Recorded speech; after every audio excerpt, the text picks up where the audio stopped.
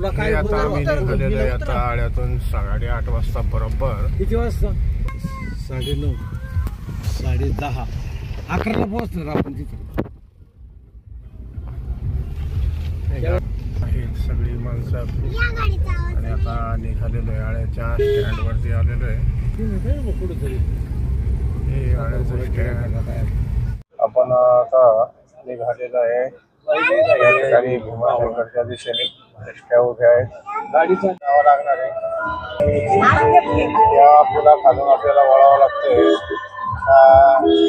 भीमाशंकरला जातो रस्ता हा मनसरवरून बायपास निघालेला आहे आणि त्या ठिकाणी आपल्याला आपण पाहू शकता असं इथं वळण घ्यावं लागतंय. आता आलेलं आहे घोडेगाव मध्ये आपण पाहू. त्याचप्रमाणे रामकृष्ण विहार चांगल्या पद्धतीने या ठिकाणी हे विकसित झालेलं गाव आहे. हे आलेलं आहे आता दिंभे बस स्थानक आपण पाहू शकता. धरण वीज निर्मिती केली जाते. हे आंबेगाव तालुक्याचं वैभव आपण पाहू शकता. घाट आता हा चालू झालेला पहा. भीमाशंकरला काही जाताना गोहे वगैरे करून हा घाट चालू होतो आणि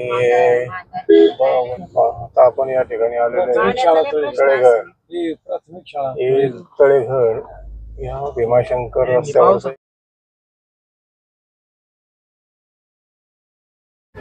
ह्या डुगडुगीने असा प्रवास करावा लागतो मुख्य देवस्थानकडे. आता आपण आलेलो आहे.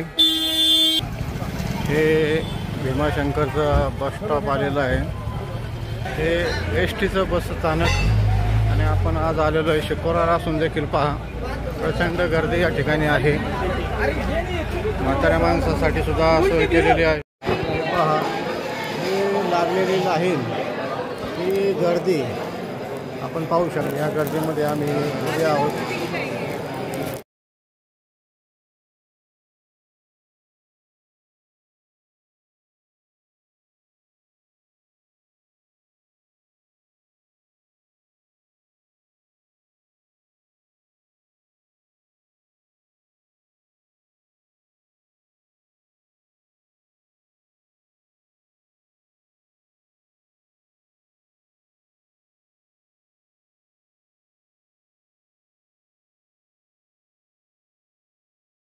हे पहा भीमाशंकरचे मंदिर. सहोबाजूनी त्या ठिकाणी अशा पद्धतीचा परिसर आहे. या ठिकाणी आता दिवसेंदिवस वाढती गर्दी पाहता चांगल्या पद्धतीचं संरक्षणही केलेलं आहे. ठिकाणी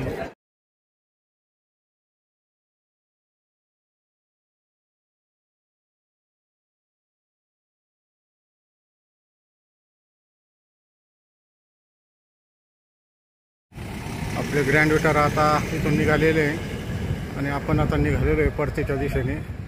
भीमाशंकरचा आपला परतीचा प्रवास.